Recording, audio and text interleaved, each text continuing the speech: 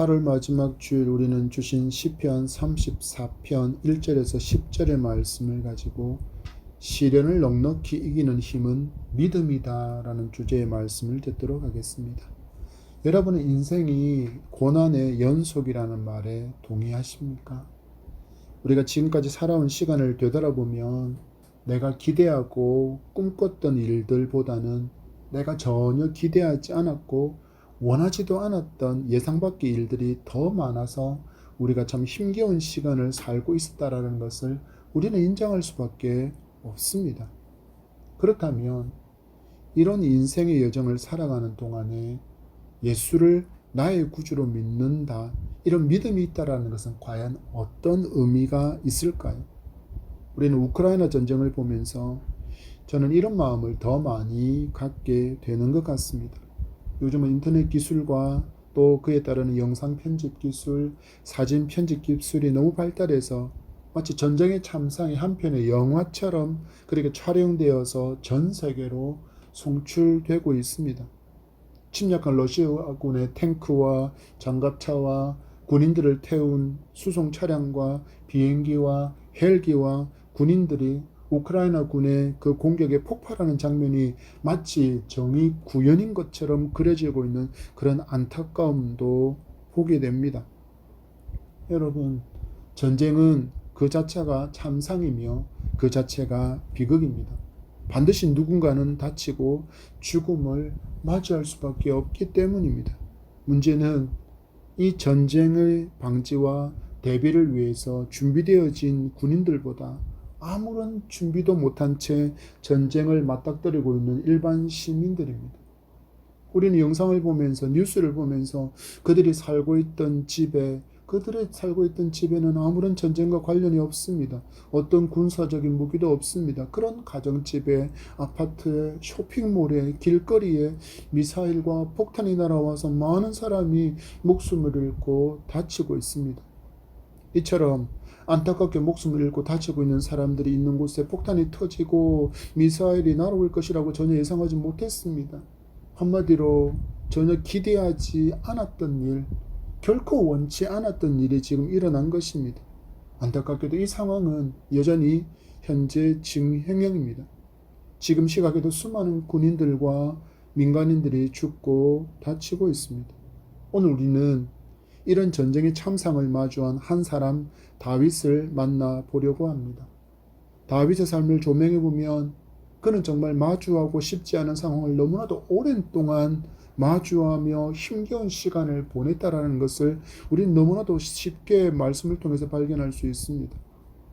다윗이 노래한 시편 34편의 말씀을 보면서 고난의 여정, 전혀 예상하지도 기대하지 않았던 일들이 내 삶에 펼쳐질 때 과연 믿음은 내게 어떤 의미를 갖고 있는지, 어떤 의미가 있는지를 발견하고 이 믿음으로 넉넉히 이기며 하나님의 샬롬을 누리면서 살아갈 수 있는 비결을 발견하는 말씀의 풍성한 은혜가 함께 하기를 축복합니다. 여러분, 다윗이 누구입니까? 다윗은 통일 이스라엘 왕국의 두 번째 왕입니다. 처음 왕 사울이 하나님께 버림을 받은 후에 사무엘이 기름을 부어 세운 두 번째 왕이 바로 다윗입니다.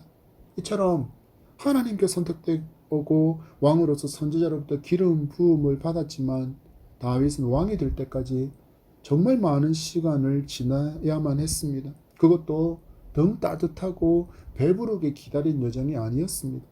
죽음의 고비를 수없이 넘고 난 후에야 그는 비로소 이스라엘의 2대 왕이 될 수 있었습니다. 오늘 주신 본문 시편 34편은 다윗이 자신을 죽이려는 사울 왕을 피해서 적국이었던 블레셋의 가드 지방을 통치하던 아기스에게 몸을 의탁하려고 했던 때 일어난 사건을 기록했던 사무엘상 21장 10절에서 15절의 말씀을 배경으로 하고 있는 말씀입니다. 다윗은 끊임없이 자신을 죽이려고 하는 사울 왕을 피해서 이스라엘과 국경을 마주한 블레셋의 국경도시 가드로 도망가게 됩니다. 그는 생각했습니다. 적국으로 도망을 가면 사울이 더 이상 쫓아오지 못할 것이라고 여겼기 때문입니다. 그리고 골리앗과의 전쟁을 한 지도 4년에 가까운 시간이 흘렀기 때문에 블레셋 사람들, 가드의 사람들은 자신을 못 알아볼 것이라고 생각했습니다. 처음에는 자신의 의도대로 자신이 기대했던 것처럼 그렇게 일이 진행되어지는 것처럼 보였습니다. 젊은 장수가 자신의 대적인 사울을 피해서 자신에게로 온 것에 대해서 가드왕 아기스는 기분이 좋았습니다. 그런데 다윗에 관한 소문은 여전히 블레셋 땅에 퍼져서 사람들에게 널리 퍼져 있었다는 것을 보게 됩니다. 주변의 신하들이 하나씩 둘씩 이 다윗의 정체를 알아보고는 받아들일 수 없다고 말하며 그에 대한 소문을 이야기합니다. 왕이여, 이 사람에 대한 소문을 듣지 못하셨습니까? 골리앗을 죽인 이 다윗을 향해서 사울이 죽인 자는 천천히요, 다윗이 죽인 자는 만만이다 라고 칭송을 받았던 사람이 바로 이 사람입니다. 이 말을 듣고 있던 가드왕 아기스가 이 말을 듣는 순간에 얼굴색이 싹 바뀌는 것을 눈치챈 다윗이 어떻게 합니까? 미친 척하고 대문짝에 그적그적거리고 침을 수염에 흘리고 그렇게 미친 채를 합니다. 그 모습을 보았던 아기스의 왕 말합니다. 이런 미친놈을 보았냐? 이런 미친놈이 부족해서 내게 이런 놈을 데려온 것이냐? 당장 내쫓아라. 이렇게 다윗은 생명을 건지게 됩니다. 그 후세 다윗은 하나님을 송축하는 찬양의 시를 기록했는데 바로 그것이 오늘 본문 시편 34편의 말씀입니다. 다윗의 시편을 잘 살펴보면 그가 평안하다고 여길 만한 때에만 그는 하나님을 송축하지 않았습니다. 심지어 전쟁 가운데서도 그는 여호와는 나의 목자시니 내게 부족함이 없으리로다 쉴만한 물가와 또한 푸른 초장이 그의 노래에 등장합니다. 그러나 그가 마주하고 있었던 현실은 피비린내 나는 전장터 한가운데였다라는 것을 우리는 기억해야 합니다. 그럼에도 그는 쉴만한 물가, 푸른 초장을 노래합니다. 어떻게 이런 삶이, 이런 찬양이 가능했을까요? 다윗은 원망하고 불평할 수밖에 없는 상황에서도 하나님을 송축할 수 있었던 그 비결을 우리 오늘 말씀 가운데 발견하고 여러분이 마주한 시련을 넉넉히 다윗처럼 이길 수 있는 믿음의 비밀을 발견하게 되기를 축복합니다. 먼저 다윗은 언제나 하나님이 제1순위인 삶을 살았기 때문입니다. 시편 34편 1절과 2절의 말씀입니다. 내가 여호와를 항상 송축함이며 내 입술로 항상 주를 찬양하리이다. 내 영혼이 여호와를 자랑하리니 공고한 자들이 이를 듣고 기뻐하리로다. 여러분 1절의 말씀을 주목해서 보십시오. 어떤 단어가 반복되고 있습니까? 반복되는 단어 1절에서 반복되고 있는 단어가 무엇입니까? 항상입니다. 항상 송축했다. 항상 주를 찬양했다. 인생이 형통할 때 기대하고 꿈꿨던 것들이 이루어질 때 건강하고 잘되고 번영하고 번성할 때만이 아니라 다윗은 항상 always 그는 하나님을 찾는 삶을 살았다라는 것입니다. 다윗의 믿음을 주목해 보십시오. 히브리서 기자는 믿음이 없이는 하나님을 기쁘시게 할 수 없다라고 이야기했습니다. 히브리서 11장 6절 말씀에 믿음이 없이는 하나님을 기쁘시게 하지 못하나니 하나님께 나아가는 자는 반드시 그가 계신 것과 또한 그가 자기를 찾는 자들에게 상 주시는 이심을 믿어야 할지니라. 히브리서의 말씀에 비추어 보면 다윗은 하나님을 진실로 믿는 사람이었다라는 것을 우리에게 알려줍니다. 그것도 항상 믿는 믿음의 소유자였습니다. 그래서 그는 하나님을 자랑하는 삶을 살고 있었습니다. 여러분 교회만 다니면서 설교도 듣고 찬양도 따라 부르고 봉사도 하고 섬김도 분명히 하는데 하나님이 없는 사람이 있습니다. 때로는 우리는 익숙함을 믿음으로 오해하는 경우가 너무나도 많다라는 것을 우리는 분명히 알아야 합니다. 여러분 사람들과의 관계를 보십시오. 처음 만난 사람과 어떻게 맨 처음부터 하하호호 하면서 그렇게 지낼 수 있습니까? 그런 사람은 거의 없습니다. 처음에는 대면 사람들과 그렇게 지내다가 시간이 지나면 얼굴도 익혀지게 되고 이름도 알게 되고 그렇게 시간이 지나면 마치 잘 아는 것처럼 여기게 되듯이 신앙생활도 그렇습니다. 처음에는 낯설고 교회에 들어가면 모든 것이 낯섭니다. 이방인같이 잘 다가서지도 못하다가 시간이 지나면 서로의 존재에 대해서 알게 되고 또 익숙해지게 됩니다. 그러면 예배에서 일어나는 예배의 의식도와 마찬가지입니다. 찬양도 모르다가 찬양을 알게 됩니다. 언제 일어나야 하는지 언제 앉아야 하는지 눈치가 동참하다가 시간이 좀 지나면 자연스럽게 예배 시간에 일어서고 앉고 손뼉치면서 찬양도 동참하게 됩니다. 그런데 이런 익숙함을 그리고 성경에 대한 익숙함을 믿음으로 오해하는 경우가 많다라는 것입니다. 우리는 다윗을 통해서 우리를 돌아보시기를 바랍니다. 우리는 언제나 항상 하나님을 삶 가운데 찬양하고 자랑하는 사람입니까? 여러분, 보통 사람이 어떤 때 무엇을 자랑합니까? 다른 사람보다 뛰어난 것을 자랑하지 않습니까? 다른 사람보다 부족한 것, 다른 사람보다 열등한 것을 자랑하는 사람은 없습니다. 내가 이 사람보다는, 내 앞에 있는 이 사람보다는 뛰어나다고 여겨지는 것들을 자랑합니다. 다윗은 그의 삶에서 하나님이 최고였기에 하나님 자랑이 그치지를 않는 인생을 살았습니다. 그것도 항상, 그의 삶은 항상 하나님을 송축하고 찬양하며 하나님을 자랑하는 삶을 살았다라는 것입니다. 시편에서 만나는 다윗의 고백은 송축과 찬양이 가득합니다. 한마디로 하나님을 자랑했던 것입니다. 내게 뭔가를 많이 주셔서 찬양한 것이 아니라 하나님 자체가 그의 찬양의 제목이 된 사람이 바로 다윗이었다는 것입니다. 여러분도 다윗처럼 하나님이 항상 제1순위인 인생을 살아가게 되기를 축복합니다. 두 번째로, 자신의 기도에 응답해 주시는 하나님을 그는 믿었습니다. 34편 4절과 5절 말씀입니다. 내가 여호와께 간구하며 내게 응답하시고 내 모든 두려움에서 나를 건지셨도다. 그들이 주를 앙망하고 광채를 내었으니 그들의 얼굴은 부끄럽지 아니하리로다. 여러분, 다윗의 시편의 특징을 살펴보면 자신이 마주했던 그 어려움과 고난, 환난을 하나님께 낱낱이 아뢰면서 그는 기도합니다. 하나님 보십시오. 내가 지금 이런 사람들로부터 고통을 당하고 있고 억압을 당하고 있고 박해를 당하고 있고 죽음의 공포 가운데 있습니다. 수많은 사람 대적들이 나를 죽이려고 둘러 진치고 있습니다. 하나님 이 상황을 보십시오. 하나님 이 상황을 보십시오. 하나님 이 상황을 보십시오 하고 자기의 삶에 대해서 낱낱이 하나님께 기도합니다. 그리고 대부분의 찬송이 시들의 끝자락에는 하나님의 응답으로 인해서 환난과 공고와 슬픔이 기쁨으로 바뀌게 되었다라는 것을 고백하는 것으로 다윗의 시편이 구성되어져 있다는 것을 우리는 보게 됩니다. 오래전 우리 김혜자 권사님이 선전했던 조미료 선전 문구처럼, 그래 이 맛이야. 바로 다윗은 기도의 맛을 깊이 경험한 사람이었다라는 것입니다. 자신의 기도에 응답해 주시는 하나님을 경험하며 살았다라는 것입니다. 어떤 성도가 말합니다. 하나님은 내 기도를 듣지 않고 계신 것 같아. 저 사람의 기도는 금방 응답이 되는데 내 기도는 아무런 응답도 없고 하나님의 아무런 반응도 없어. 우리 잠시 기도에 대해서 정리를 하고 가야겠습니다. 여러분, 기도가 무엇입니까? 그죠? 어떤 사람들은 이야기합니다. 어떤 분은 곡조 없는 찬양이다. 금방 말한 것처럼 하나님과 대화하는 것이다. 그리고 호흡이다. 영적인 호흡이다라고 표현하시는 분도 있습니다. 우리가 먼저 기도 가운데 기억해야 할 가장 중요한 점이 있다면 바로 기도를 받으시는 분은 하나님이라는 사실입니다. 즉, 기도의 응답은 내 기도의 분량이나 내 간절함의 정도에 있는 것이 아니라 전적으로 하나님의 의지에 있다라는 것을 기억하시기 바랍니다. 우리 주님 어떻게 기도하셨습니까? 뜻이 하늘에서 이룬 것 같이 땅에서도 이루어지이다. 무슨 뜻입니까? 내 뜻이 관철되어져서 하나님께서 내게 저 주시기를 기대하는 것이 아니라 하나님의 뜻이 나를 통하여 이루어지기를 원하며 하나님의 뜻을 구하는 것이 기도라는 것입니다.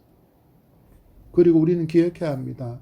하나님은 다양한 방법으로 우리에게 응답을 해주신다는 것입니다. 우리는 반드시 나의 기도가 예스라고 응답되기만을 기대하고 이 예스만이 하나님의 응답이라고 기대하지만 성경은 그렇게 말씀하지 않습니다. 분명히 성경은 no도 응답이고 wait도 하나님의 응답이라는 사실을 성도는 알아야 합니다.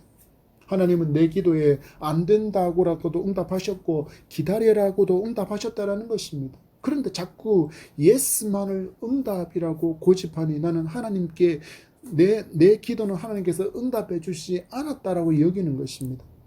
다윗을 주목해 보십시오. 그는 하나님의 예스도 노도 웨이트도 모두 하나님의 응답으로 믿었습니다. 여러분, 다윗은 사무엘로부터 다음 왕으로 기름 부음을 받은 후에 무려 23년에 가까운 시간이 지나고 나서야 왕이 되었습니다. 몇 년이라고요?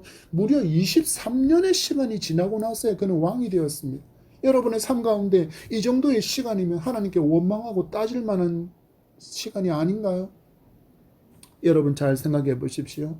한번 생각해 보십시오. 다윗은 자기가 왕이 되고 싶어서 왕이 된 사람입니까? 아닙니다. 하나님께서 불순종했던 사울을 버리시고 사무엘에게 말씀하신 후에 이새의 집에 갔을 때 사무엘은 보기를 다윗의 형들을 보니까 예쁘고 건장하고 덩치도 좋고 그래서 이가 왕이다, 이가 왕의 제목이다라고 여겼지만 하나님은 다 아니라고 말씀하면 누구를 선택합니까? 양을 치고 있던 목동이었던 다윗을 선택해서 기름 부어서 왕을 삼으십니다. 누가 왕으로 지목하셨습니까? 하나님이십니다. 반드시 응답하실 하나님을 믿으며 다윗은 무려 20년이 넘는 시간을 인내합니다. 그러면서 그는 찬송을 잊지 않습니다. 또 하나님께 지금 응답해 주세요라고 우기지도 않습니다. 여러분, 한국 사람의 특징은 전 세계적으로 유명하지 않습니까? 빨리. 한국 식당을 한번 생각해 보십시오. 식당 가서 주문하면 사이드 디시는 바로 차려집니다. 그리고 주문한 음식도 아주 빠르게 나옵니다. 인터넷도 클릭하는 순간 바로 반응해서 화면이 열려야 합니다. 안 그러면 화내고 답답해야 합니다. 이런 성향 때문일까요? 기도도 이렇게 응답되기를 바랍니다. 주여 하고 뜨겁게 기도하고 나서는 눈 딱 뜨는 순간에 바라는 것들의 실상이요 보이지 않는 것들의 증거가 내 눈앞에 펼쳐지기를 그렇게 기대합니다. 여러분, 다윗을 주목해 보십시오. 20년이 넘는 시간이 지체되었지만 그럼에도 불구하고 그는 하나님을 신뢰하며 감사의 기도를 하고 있는 다윗을 주목해 보십시오. 아게스에게 죽을 위기에서 살아나지 않았습니까? 그리고 사울의 살해 위협은 여전히 남아 있습니다. 그럼에도 다윗은 하나님을 신뢰합니다. 지금까지 그렇게 나를 붙들고 지켜주셨던 하나님, 어떤 모습이라고 하더라도 자신의 기도에 반드시 응답해 주시는 그 하나님을 믿은 것입니다. 6절의 말씀입니다. 이 공고한 자가 부르짖음에 여호와께서 들으시고 그의 모든 환난에서 구원하셨도다. 우리의 믿음이 다윗과 같기를 소망하며 다윗의 기도에 응답해 주시는 하나님께서 나의 하나님, 내게도 이렇게 응답해 주시는 하나님을 믿으시는 여러분이기를 축복합니다. 다윗을 죽음의 자리에서 건져주신 하나님께서 지금 여러분이 만나고 있는 그 시련과 그 환난과 그 어려움과 그 모든 고통 가운데서도 넉넉히 이기게 하시고 건져내 주시는 전능의 하나님이심을 믿는 여러분 되기를 주의 이름으로 축복합니다. 세 번째로 다윗은 보호자 되시는 하나님을 믿었습니다. 말씀 37절에서 10절의 말씀입니다.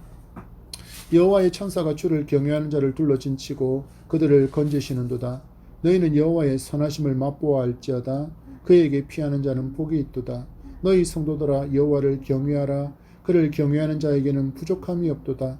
젊은 사자는 궁핍하여 줄일지라도 여호와를 찾는 자는 모든 좋은 것에 부족함이 없으리로다. 다윗은 하나님께서 지금 나를 지켜주시기 위해서 천사를 보내셨다라고 것을 믿고 고백하고 있습니다. 원수인 블레셋의 가드왕 아기스 앞에 서 있었던 다윗입니다. 비록 골리앗과의 일이 이미 4년 정도 흘렀다고 해도 골리앗을 죽인 원수 나라의 장군이었고 사울의 사위였습니다. 호랑이 굴로 스스로 들어간 것입니다. 그런데 하나님은 다윗을 어떻게 보호하셨다고요? 천군 천사를 동원해서 보호하셨다라고 말씀하고 있습니다. 여러분, 그런 점에서 성도는 영적인 눈이 열려져야 합니다.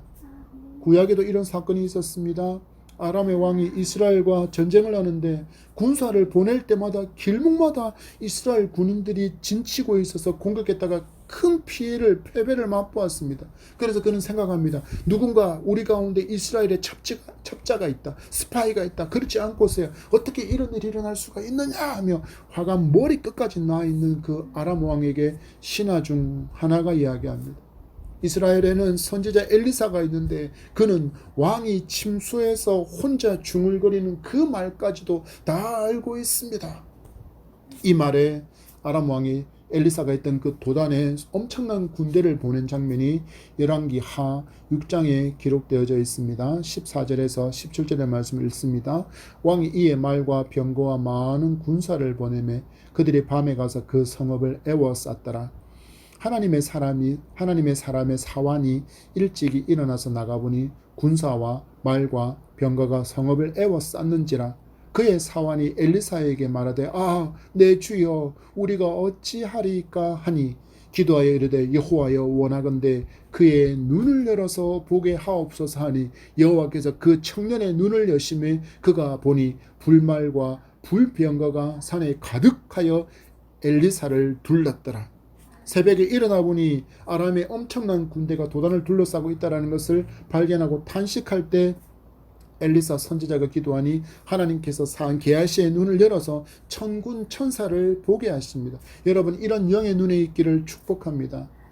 유튜브를 보면 Luckiest People이라는 검색어로 검색되어지는 영상들이 있습니다. 한마디로 세상에서 제일 운이 좋은 사람들이라는 그런 의미를 가진 영상들입니다. 그 영상에 보면 이 사람들이 지나가고 1초 뒤에 차량이 그 자리로 돌진해 오고 간판이 1초 뒤에 그 사람이 지나갔던 그 자리에 떨어지고 번개가 그 자리에 내리치고 산사태가 일어나고 교차로에서 두 차가 쿵 하고 부딪히는 그 중간에 서 있었는데도 이 사람은 아무런 상처도 없이 살아남는 그런 놀라운 장면들, 정말 한마디로 운이 좋은 사람이라고 말할 수 있는 사람들을 보게 됩니다. 오늘 말씀에 따르면 하나님의 손이, 하나님의 천사가 그를 보호하고 있었다고 말하는 것 말고는 설명할 길이 없는 그런 일들을 경험한 사람들이 너무나도 많습니다. 여러분들의 삶도 돌아보십시오. 하나님의 전능의 손길에 여러분을 보호해서 지금껏 살아있다는 것을 고백하지 않을 수 없는 일들이 우리의 삶에 얼마나 많았습니까? 그럼에도 우리의 연약함은 이처럼 놀라운 은총이 가득한 인생임에도 불구하고 지금 마주한 시련을 보며 지금 마주한 역경을 보며 지금 마주한 실패를 보면서 그 은총에 대한 감사를 잃어버리며 살고 있지는 않습니까? 여러분의 삶에 잃어버린 감사가 있다면 회복하시기 바랍니다. 우리는 다윗의 고백을 주목해 보기를 바랍니다. 그는 고백합니다. 천사를 보내셔서 나를 보호하셨다. 대적 가운데서 나를 건져주셨다. 하나님을 경외하는 자의 삶에는 부족함이 없다. 모든 좋은 것에 부족함이 없다라고 다윗은 고백하고 있습니다.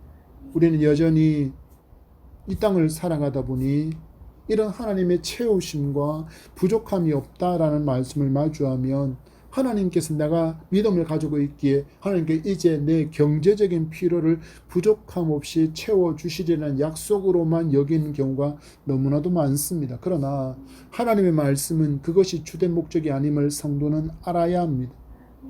시련과 환난, 역경, 고난을 많은 순간에 넉넉히 이길 수 있는 힘이라는 것을 믿으시기 바랍니다. 다윗은 시편 23편에서 고백했습니다. 여호와는 나의 목자시니 내게 부족함이 없으리로다. 여러분, 다윗의 인생을 되짚어 보면 그의 인생에 있어서 평안한 날이 그렇게 많지 않았습니다. 사울에게 쫓겨다녔습니다. 그는 평생 전쟁을 했습니다.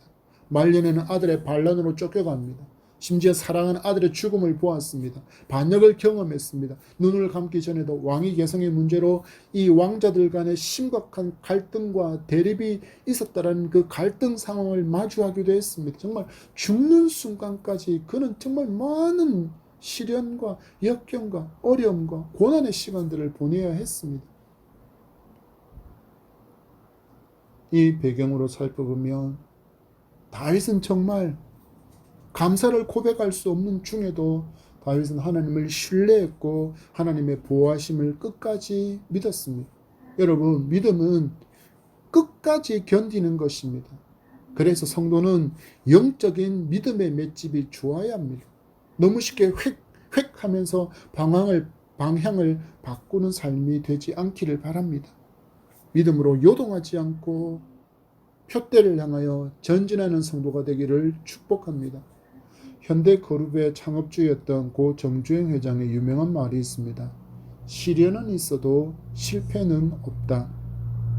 이 말을 붙들고 현대그룹은 지금까지 운영되고 있다고 해도 과언이 아닙니다. 여러분 보십시오. 사람들은 뛰어난 기업의 총수의 말, 그 말 한마디를 붙들고 용기를 내기도 합니다. 그리고 이 시련에 있어도 실패는 없다는 이 고 정주행 회장의 말은 한 권의 책이 되어서 많은 사람들이 읽기도 했습니다. 그렇다면 역경과 시련을 만난 성도는 무엇을 붙들어야 넉넉히 이길 수 있겠습니까? 당연히 하나님의 말씀을 붙들어야 할 줄 믿습니다.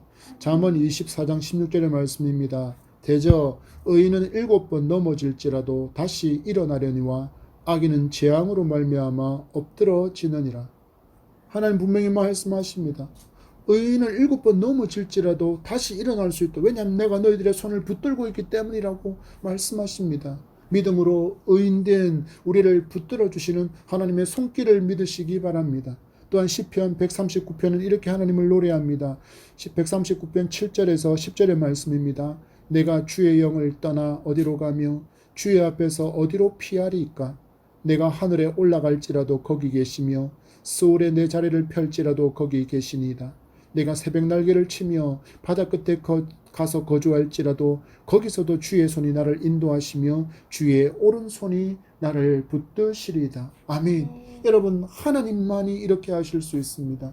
세상 어느 유력자가, 세상 어느 권세자가 우리를 이렇게 보호할 수 있습니까? 우리는 벽 하나만 가로막고 있어도 어찌할 수 없는 무능의 존재가 우리임을 인정하시기 바랍니다.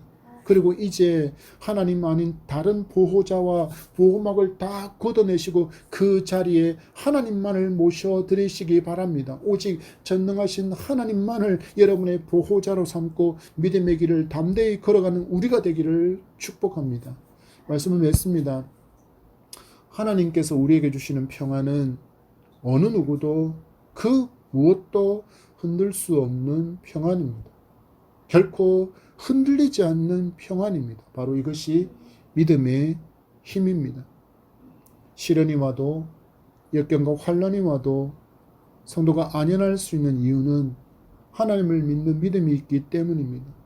크고 놀라우시며 완전하신 하나님이시기에 하나님을 제1순위에 모시고 살면, 하나님께서 나의 기도를 듣고 계심을 믿으면, 온 우주의 창조주께서 나의 보호자이심을 믿으면 다윗의 고백이 나의 고백이고 여러분의 고백이 될 줄 믿습니다. 그럼 우리도 찬양할 수 있습니다. 전쟁 가운데서도 여호와는 나의 목자시니 부족함이 없다고 고백하며 항상 찬양할 수 있습니다. 이런 멋진 믿음의 소유자가 되시기를 축복합니다. 그러면 우리는 주님의 샬롬을 누리며 살아갈 수 있습니다. 여러분, 우리 말씀 앞에 나의 믿음 없음을 회개합시다. 하나님을 진실로 믿지 못했음을 회개합시다.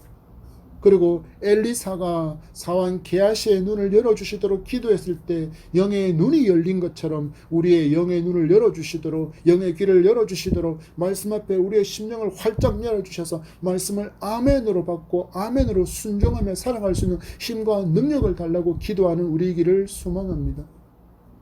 이제 계절이 바뀝니다. 뜨거운 태양을 먹었고 무럭무럭 자란 오곡백과가 열매 맺어 추수하는 그런 수확의 계절을 우리는 이제 마주하게 됩니다. 우리의 영혼도 잘 자라서 하나님께서 우리에게서 찾으시는 믿음과 생명의 열매를 가득히 안고 주님 앞에 나아갈 수 있는 우리이기를 소망합니다. 삶의 소망을 잃어버리고 헤매는 너무나도 많은 사람이 우리 주변에 가득합니다. 우리 다윗처럼 그들에게 이 좋으신 하나님을 마음껏 자랑하고 나를 위해서 피 흘리심으로 죄사함과 천국으로 나아갈 길을 열어주신 예수 그리스도를 마음껏 자랑하는 한 주간의 여정이 되기를 축복합니다.